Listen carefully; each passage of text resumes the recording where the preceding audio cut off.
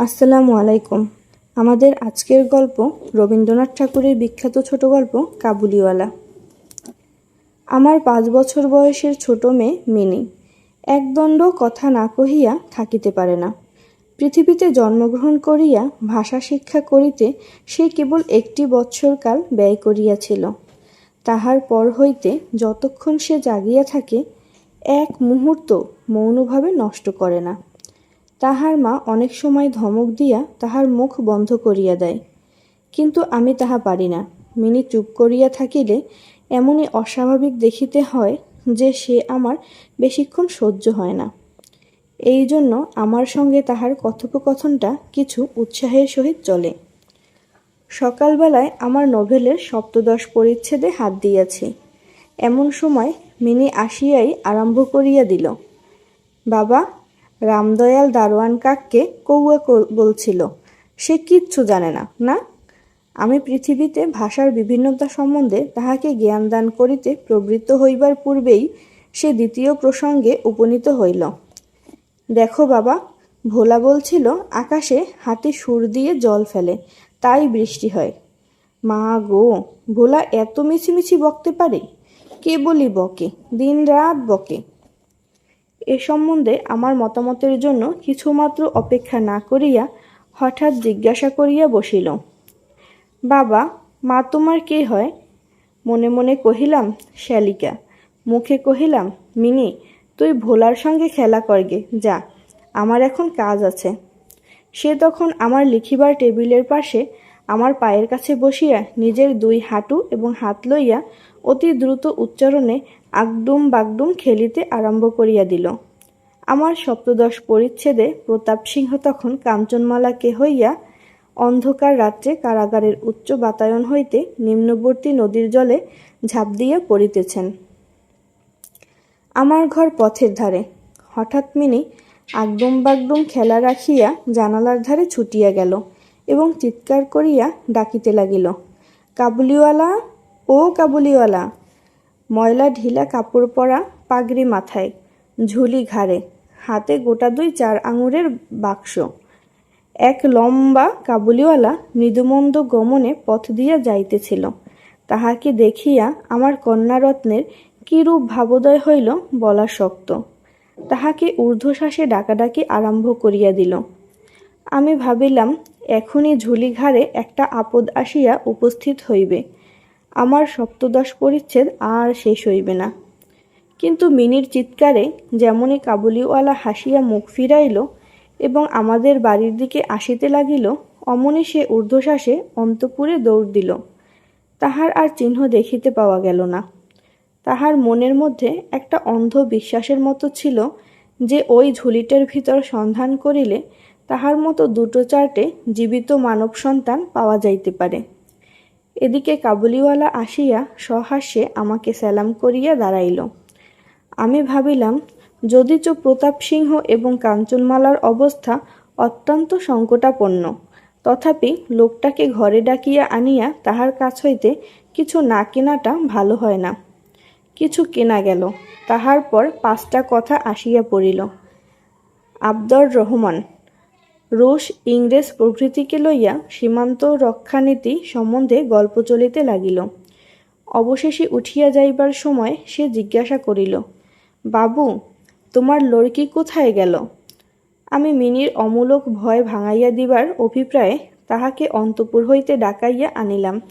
সে আমার গা ঘেঁষিয়া কাবুলির মুখ এবং ঝুলির দিকে সন্দিগ্ধ নেত্রক্ষেপ করিয়া দাঁড়াইয়া রহিল।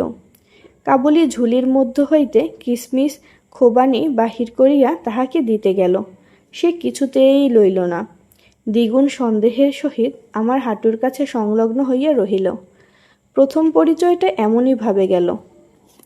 কিছুদিন পরে একদিন সকালবেলায় আবশ্যকবশত বাড়ি হইতে বাহির হইবার সময় দেখি আমার দুহিতাটি দ্বারের সমীপস্থ বেঞ্চির উপর বসিয়া অনর্গল কথা কহিয়া যাইতে এবং কাবুলিওয়ালা তাহার পদতলে বসিয়া সহাস্য মুখে শুনিতেছে এবং মধ্যে মধ্যে প্রসঙ্গক্রমে নিজের মতামত দোআঁশলা বাংলায় ব্যক্ত করিতেছে। মিনির পঞ্চবর্ষীয় জীবনের অভিজ্ঞতায় বাবা ছাড়া এমন ধৈর্যবান শ্রোতা সে কখনো পায় নাই। আবার দেখি তাহার ক্ষুদ্র আঁচল বাদাম কিশমিশে পরিপূর্ণ। আমি কাবুলিওয়ালাকে কহিলাম, উহাকে এসব কেন দিয়াছ? অমন আর দিও না বলিয়া পকেট হইতে একটা আধুলি লইয়া তাহাকে দিলাম। সে অসংকোচে আধুলি গ্রহণ করিয়া ঝুলিতে পুরিল। বাড়িতে ফিরিয়া আসিয়া দেখি সেই আধুলিটি লইয়া 16 আনা গোলযোগ বাঁধিয়া গেছে। মিনির মা একটা শ্বেত চকচকে গোলাকার পদার্থ লইয়া ভৎসনার স্বরে মিনিকে জিজ্ঞাসা করিতেছেন, তুই এ আধুলি কোথায় পেলি? মিনি বলিতেছে, কাবুলিওয়ালা দিয়েছে।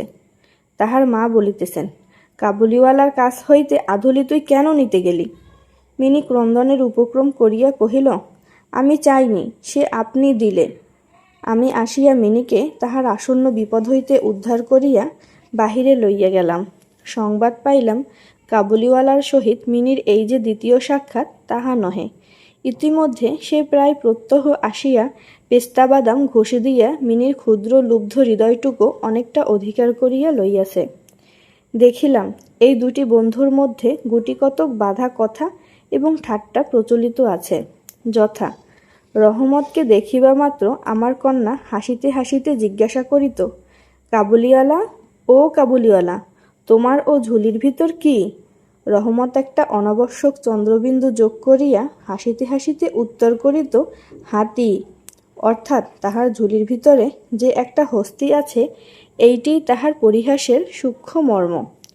খুব যে বেশি সূক্ষ্ম তাহা বলা যায় না, তথাপি এই পরিহাসে উভয়ই বেশ একটু কৌতুক অনুভব করিত এবং শরৎকালের প্রভাতে একটি বয়স্ক এবং একটি অপ্রাপ্তবয়স্ক শিশুর সরল হাস্য দেখিয়া আমারও বেশ লাগিত। উহাদের মধ্যে আরও একটা কথা প্রচলিত ছিল। রহমত মিনিকে বলিত, খোকি, তুমি শ্বশুরবাড়ি কখনো যাবে না। বাঙালির ঘরের মেয়ে আজন্মকাল শ্বশুরবাড়ি শব্দটার সহিত পরিচিত, কিন্তু আমরা কিছু একেলে ধরনের লোক হওয়াতে শিশু মেয়েকে শ্বশুরবাড়ি সম্বন্ধে সজ্ঞান করিয়া তোলা হয় নাই। এই জন্য রহমতের অনুরোধটা সে পরিষ্কার বুঝিতে পারিত না, অথচ কথাটার একটা কোনো জবাব না দিয়া চুপ করিয়া থাকা নিতান্ত তাহার স্বভাব বিরুদ্ধ। সে উল্টিয়া জিজ্ঞাসা করিত, তুমি শ্বশুরবাড়ি যাবে? রহমত কাল্পনিক শ্বশুরের প্রতি প্রকাণ্ড মোটা মুষ্টি আস্ফালন করিয়া বলিত, হামি শ্বশুরকে মারবে। শুনিয়া মিনি শ্বশুর নামক কোনো এক অপরিচিত জীবের দুরবস্থা কল্পনা করিয়া অত্যন্ত হাসিত। এখন শুভ্র শরৎকাল। প্রাচীনকালে এই সময়েই রাজারা দিগ্বিজয়ে বাহির হইতেন। আমি কলিকাতা ছাড়িয়া কখনো কোথাও যাই নাই, কিন্তু সেই জন্যেই আমার মনটা পৃথিবীময় ঘুরিয়া বেড়ায়। আমি যেন আমার ঘরের কোণে চিরপ্রবাসী। বাহিরের পৃথিবীর জন্য আমার সর্বদা মন কেমন করে। একটা বিদেশের নাম শুনিলেই অমনি আমার চিত্ত ছুটিয়া যায়, তেমনি বিদেশি লোক দেখিলেই অমনি নদী পর্বত অরণ্যের মধ্যে একটা কুটিরের দৃশ্য মনে উদয় হয় এবং একটা উল্লাসপূর্ণ স্বাধীন জীবনযাত্রার কথা কল্পনায় জাগিয়া ওঠে। এদিকে আবার আমি এমনি উদ্ভিজ্জ প্রকৃতি যে আমার কোনটুকু ছাড়িয়া একবার বাহির হইতে গেলে মাথায় বজ্রাঘাত হয়। এই জন্য সকালবেলায় আমার ছোট ঘরে টেবিলের সামনে বসিয়া এই কাবুলির সঙ্গে গল্প করিয়া আমার অনেকটা ভ্রমণের কাজ হইত।